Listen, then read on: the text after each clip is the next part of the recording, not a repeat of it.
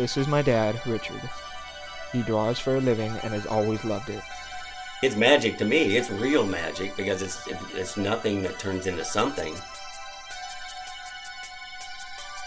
Growing up, I've always loved his work and took inspiration from his style in comedy.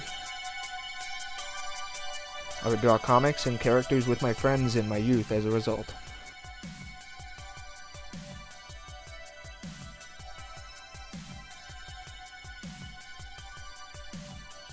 His parents weren't artists, so I asked him how he started avidly drawing when he was young.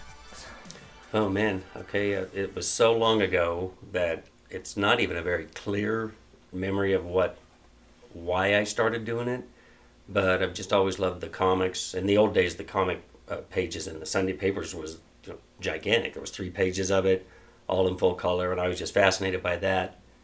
And I would just copy everything, try to learn how to draw, Little Abner and Peanuts. I was a big Peanuts fan because that's one of the first things I learned to draw, and it was simple to draw. Richard's style only improved over time and continued to impress, but on September 12, 2006, he suffered a life-threatening heart attack. The whole family was worried sick.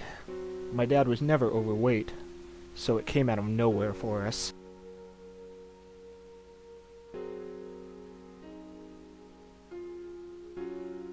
When he recovered, Richard chose to preserve the experience in comic form, rather than leaving the trauma in the past forever.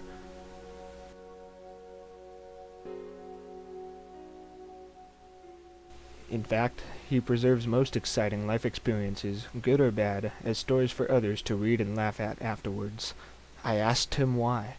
I think it was maybe a need, like a need to tell stories, just because I like reading so much, and I've always liked reading. I learned to read when I was really young, like when I was 4.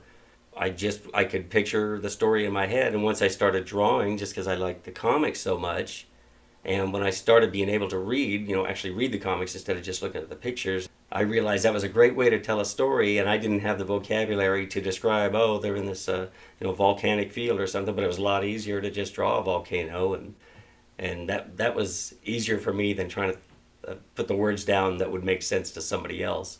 So it was more, my comics started out more visual, and now, they fight in the same panel sometimes with the word balloons.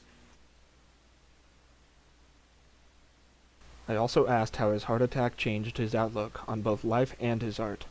It changed my life in, just in the primary ways. It's maybe stop smoking, maybe start walking every day outside, but in the art ways, it changed my life because it made me realize that that could have been it for me, and I never would have produced anything else. And it's nice knowing I have so much stuff that's been published, in Japan and here, that that will outlive me and my children and my wife. It'll outlive me a lot longer than I at least produced something. But now it gave me this more of an impetus to create more and to do it faster, because I could have a heart attack again tomorrow. So when I start these big comics, at least I know I better live to the end of this comic, because I have something to live for every time I start a big comic. My dad ended the interview with advice for anyone looking to do what they love for a living. Just do it. You have to do it. You can't say, hey, I can do this, so I'm done. It's like a guitar player, you do it every day so your fingers stay nimble, and you want to keep your brain nimble too, and maybe it'll keep me lucid till the time I'm 99 or whenever I finish that last comic.